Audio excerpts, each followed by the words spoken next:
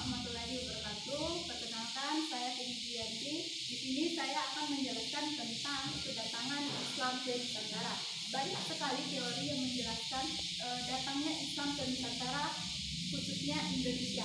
Yang pertama yaitu kedatangan Islam di Indonesia dikuatkan dengan teori Gujarat India.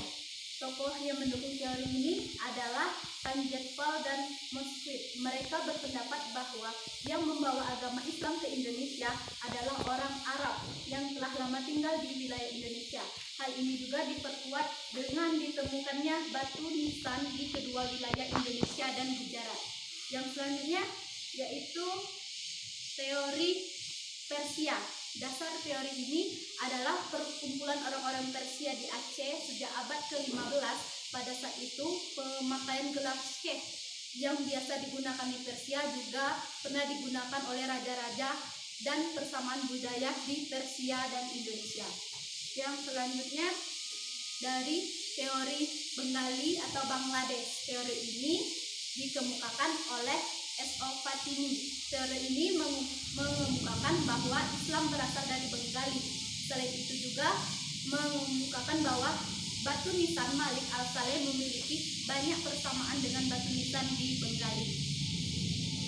Itu tadi adalah beberapa teori yang menjelaskan tentang masuknya Islam ke Nusantara. Yang terakhir ada teori Arab.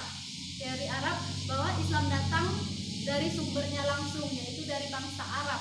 Teori ini didukung oleh Nekrit Al-Attas, Buya Hamka, Kaiser M. Yunus, dan Jamili Karprut. Dasar teori ini adalah keterangan yang menyatakan bahwa pada abad ke-10 ada orang-orang Arab yang telah tinggal di pantai Indonesia, Barat Sumatera.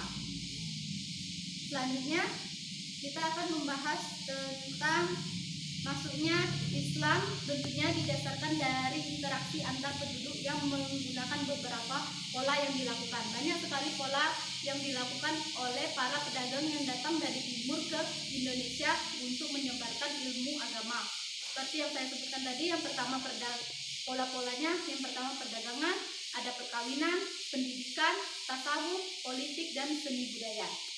Baik, kita akan bahas satu persatu. Perdagangan dimulai pada abad ke-7 Masehi yang melibatkan pedagang-pedagang Arab, Persia, dan India.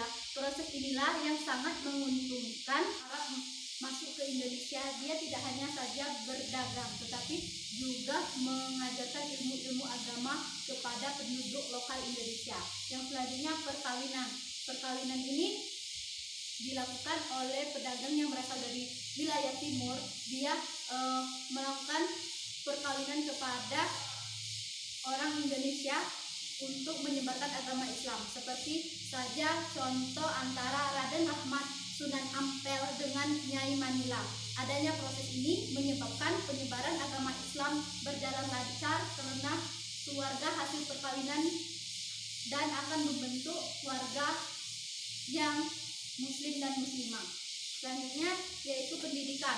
Para tokoh Islam menyelenggarakan pendidikan melalui pondok pesantren bagi para santri-santri. Dari para santri inilah nantinya Islam akan disosialisasikan di tengah-tengah masyarakat. Yang selanjutnya yaitu tasawuf, merupakan ajaran untuk mengenal dan mendekatkan diri kepada Allah sehingga memperoleh ridhanya. Yaitu politik. Ketika seorang raja memeluk agama Islam, maka secara tidak langsung biasanya rakyatnya mengikuti apa yang dikerjakan oleh rajanya. Maka dari itu, apabila pada waktu itu seorang raja memeluk agama Islam, maka rakyatnya akan mengikuti rajanya. Maka dari itu salah satu pola penyebaran agama Islam di Indonesia yaitu dari segi politik, di mana rajanya yang masuk Islam terlebih dahulu dan rakyatnya mengikuti apa yang diikuti oleh rajanya. Kemudian seni budaya. Islamisasi melalui bidang seni budaya dapat dilakukan melalui beberapa cara seperti seni bangunan, seni ukir, arsitektur, dan sastra. Seperti yang kita lihat sampai pada hari ini, adanya kaligrafi yang ada di masjid-masjid itu adalah berasal dari penyebaran agama Islam dari wilayah timur ke Indonesia.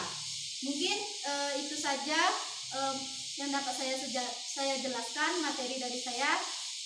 Apabila dalam penyampaian saya terdapat kesalahan, saya mohon maaf. Saya akhiri. Wassalamualaikum warahmatullahi wabarakatuh.